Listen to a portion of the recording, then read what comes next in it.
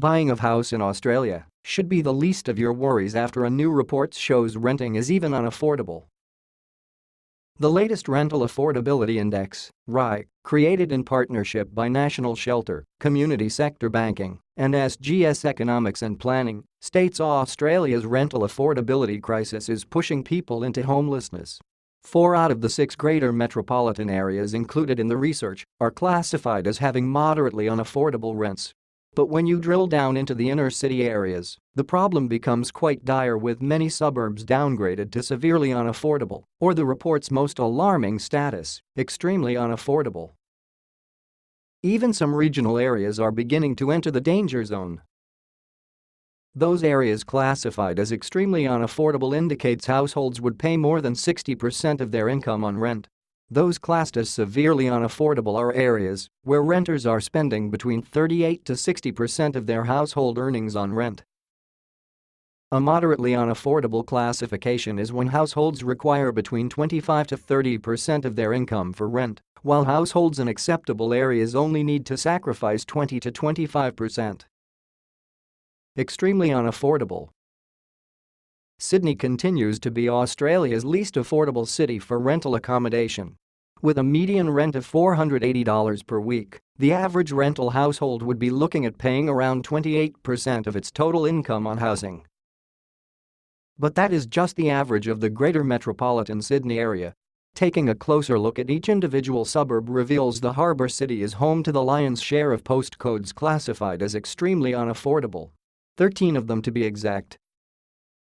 With a RAI score of extreme, these are the most expensive suburbs in Australia to rent in, where households can pay well over half of their income for a roof over their head, and it's not even their own roof. The postcodes are largely concentrated in the inner city areas, but do extend out to the eastern suburbs and northern beaches.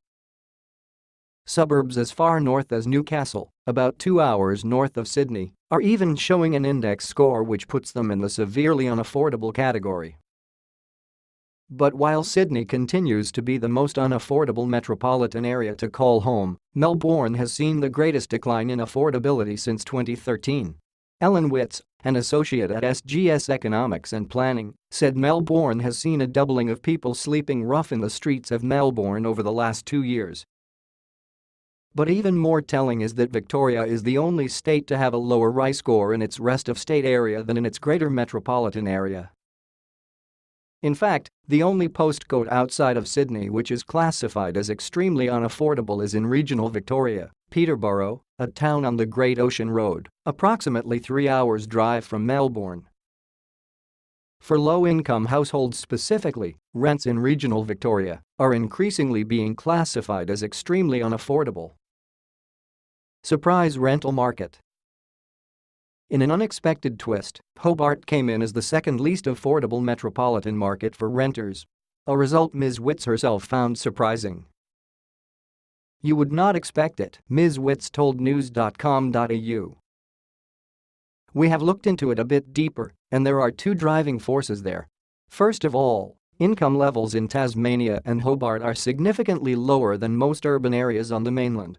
The second is that rental yields are higher, which is probably driven by the fact there is less capital gain to be expected, so they need to get more return from rental yields. What now? Rental affordability is a major social and economic issue, particularly as home ownership falls further out of reach for many Australians. It is not just a social issue, and it is a very significant social issue, it is also an economic issue, Ms. Witts told news.com.au. It is starting to affect the productivity of the economy. I even heard the story of a police officer in Sydney's northern beaches being required to sleep in his car because he could not afford accommodation in the area. That definitely is going to impact on how well he is able to do his job.